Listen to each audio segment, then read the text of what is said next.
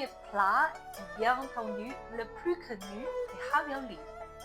L'histoire de ravioli date de 1800 en Chine. C'est une tradition de manger les plats ravioli lors de soirées de Nouvel An chinois. La forme de ravioli ressemble à un lingot d'or. C'est porte bonheur et la bonne fortune. Le ravioli symbolise la richesse et la prospérité. La tradition de manger le ravioli vient plutôt nord de la Chine.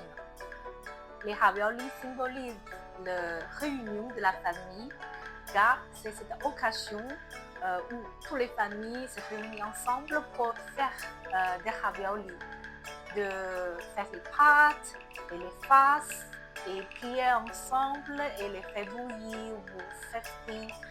C'est vraiment une occasion spéciale où tous les oncles, tantes, grand-mères, les enfants se réunissent ensemble. C'est cette occasion-là, on déguste le ravioli. Le deuxième plat est des poissons. Pourquoi poisson? En effet, le poisson prononce en chinois U et c'est la même prononciation de surplus. En Chine, avoir le surplus, c'est un bon signe. Quand vous aurez le surplus en fin d'année, ça symbolise que vous pourrez gagner encore plus l'année prochaine. D'ailleurs, il y a des règles de manger le poisson. On ne tourne pas le poisson en vent fini d'une côté. Donc, quand on finit d'une côté, on peut retourner le poisson pour pouvoir manger l'autre côté.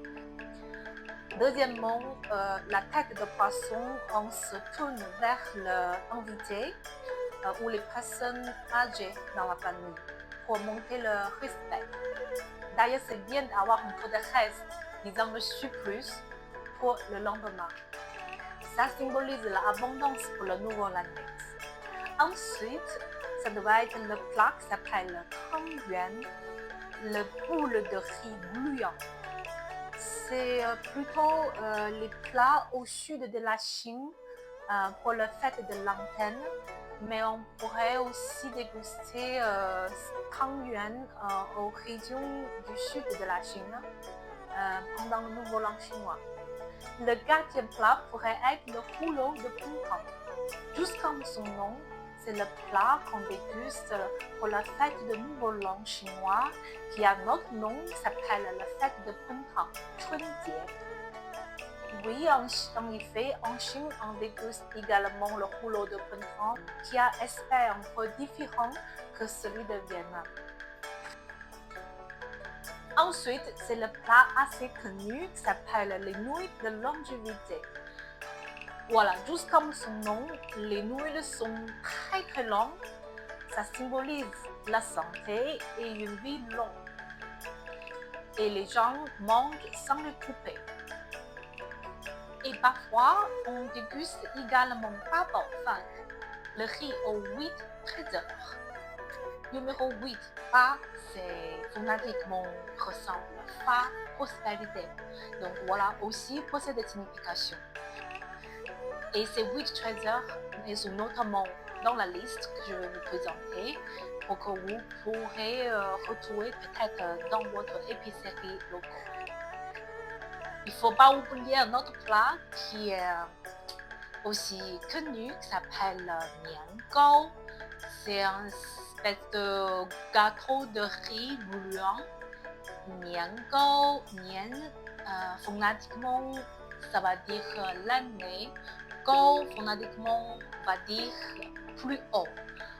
Et ce plat va transmettre un souhait que la nouvelle année va être plus haut en objectif et plus haut en succès. Donc, c'est un bon souhait pour le nouvel an. Au niveau des fruits, les oranges et les clémentines sont des classiques pour la fête. Et pourquoi? Au niveau de forme, ils sont ronds et en couleur dorée. C'est vraiment les couleurs et la forme pour la fête. En plus, le plus important, c'est que phonétiquement, ils ont une signification spéciale.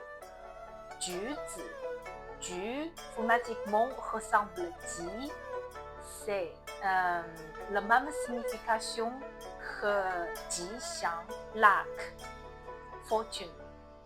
橙子，橙 phonétiquement c'est le même que 成功 le succès. Du coup, 橙子，橘子 c'est le succès et la fortune. Tout joue en haut pour un bon avenir pour le nouveau année. Et voilà, j'espère que vous aimez cet épisode où je pourrais résumer un peu sur les plats typiquement pour la fête de Nouvel An. Si vous avez des questions, n'hésitez pas de me laisser les commentaires. Je vous souhaite de bonnes fêtes et restez en écoute pour les prochains épisodes des choses intéressantes et inédites.